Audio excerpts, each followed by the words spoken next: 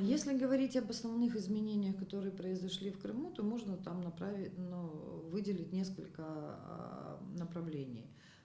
Первое направление, оно было заявлено Общественной палатой Крыма, где была поставлена такая задача искоренения української ідентичності і формування російської ідентичності. З початком окупації всі вчителі української мови та літератури історії України мали пройти переатестацію або перекваліфікуватись у психологів. Российская Федерация высадила такой образовательный десант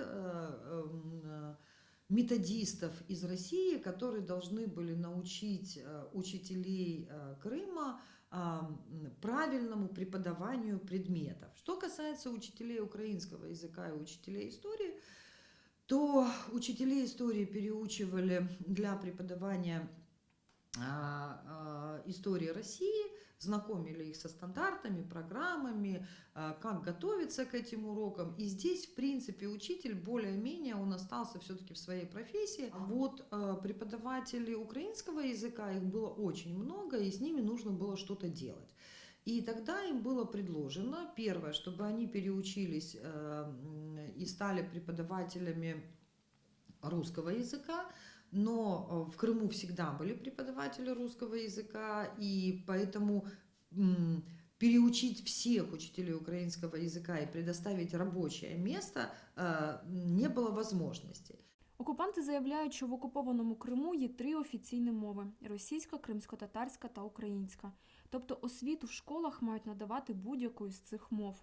До 2014 року українську мову на півострові вивчали 100% учнів. У 2020 році тільки 0,2%. Це 232 дитини на всьому півострові. До 2020 года в Крыму не было ни одного школьного учебника, изданного на украинском языке. Вот ни одного. В прошлом году их издали 3 учебника. Следовательно, все эти годы в так называемой украинской школе химия, физика, математика, биология дети не имели учебника. Или у них был учебник, который был на русском языке. Я плохо себе представляю этот образовательный процесс, когда учитель говорит на украинском языке терминологию, а ребенок дома должен эту терминологию прочитать из учебника на русском языке. И поэтому я на 100% уверена, что если мы сейчас с вами проведем мониторинг по этим школам, просто начнем ходить по этим школам, где якобы ведется обучение на национальном языке, то мы за закрытыми дверями услышим русскую речь. Мы не услышим там ни крымско-татарского языка, мы не услышим там українського языка. Голова Кримсько-татарського ресурсного центру Ескендер Барієв каже, що до окупації в Криму діяло 15 шкіл і 384 класи з кримсько-татарською мовою навчання. У 2021 році таких класів залишилось 119. За його словами, адміністрація шкіл навмисно проводить політику дискримінації учнів на доступ рідною мовою. Мы встречались с такими процессами, когда администрация школ делает даже замечания детям, если во время перемены они общаются на родном языке. Такие случаи также были замечены. Также проводятся рейды в поисках так называемых экстремистской и запрещенной литературы.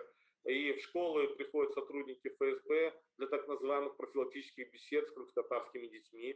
В частности, сын Эмир Усина Куку в Ялтинской школе подвергался подобным действиям. Администрация школ отказывает в принятии заявления, например, на организацию класса с обучением на родном языке, допустим, на крымско-татарском языке.